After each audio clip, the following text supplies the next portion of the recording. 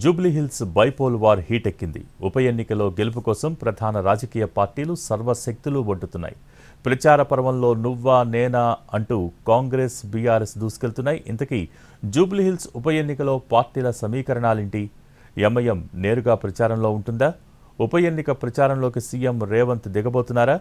BRS యాక్షన్కి Congress reaction ఏంటి?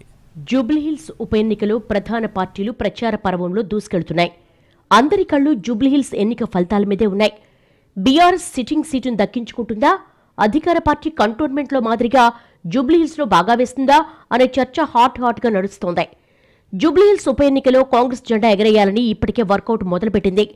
3 మంత్రులకు ఇన్ఛార్జ్ బాధ్యతలు అప్పగించింది. డివిజన్ల వారీగా ఎమ్మెల్యేలకు పని విభజన చేసింది కాంగ్రెస్. అధికార పార్టీకి ఎంఐఎం మద్దతు ప్రకటించింది.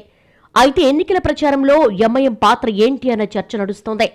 ఇప్పటికైతే ఎంఐఎం ఎమ్మెల్సీలు, నాయకులు తమ పార్టీ ప్రభావిత డివిజన్లో ప్రచారం చేస్తున్నారు. ఎర్రగడ్డ, బోరబండ, రెహమత్ నగర్ లాంటి డివిజన్లో ఎంఐఎం ప్రభావం ఎక్కువ. ఈ ప్రాంతాల్లో నేతలు ఇప్పటికే ప్రచారాన్ని మొదలుపెట్టారు.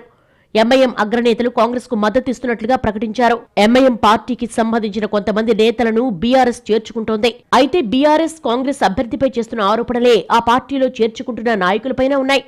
రౌడీ షీటర్లను బీఆర్ఎస్ లో ఎలా చేర్చుకుంటుంది అంటూ ప్రశ్నిస్తోంది కాంగ్రెస్. నవంబర్ 1 నుంచి విస్తృతంగా ప్రచారం చేయాలని డిసైడ్ అయింది. సీఎం రేవంత్ రెడ్డి కూడా ఎన్నికల ప్రచారానికి వెళ్లాలని నిర్ణయించారు. డివిజన్ల వారీగా సమావేశాలు ఏర్పాటు చేయడం, నాయకులను అప్రమత్తం చేయడం లాంటి కార్యాచరణను సిద్ధం చేసింది.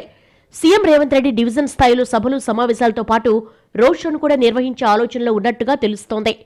కాంగ్రెస్ కు ప్రస్తుతం అధికారంలో ఉండడం కొంత కలిసొచ్చే అంశం. ఎంఐఎం మద్దతు కూడా ప్రకటించింది. కాబట్టి మైనార్టీ ఓటు బ్యాంకు కాంగ్రెస్ అండగా నిలబడే అవకాశం ఉంది. చాలా రోజులుగా ఫామ్ హౌస్ లో ఉన్న మాజీ ముఖ్యమంత్రి కేసీఆర్ ఇటీవల జూబ్లీహిల్స్ ఉప ఎన్నిక నాయకులతో సమావేశాన్ని నిర్వహించారు.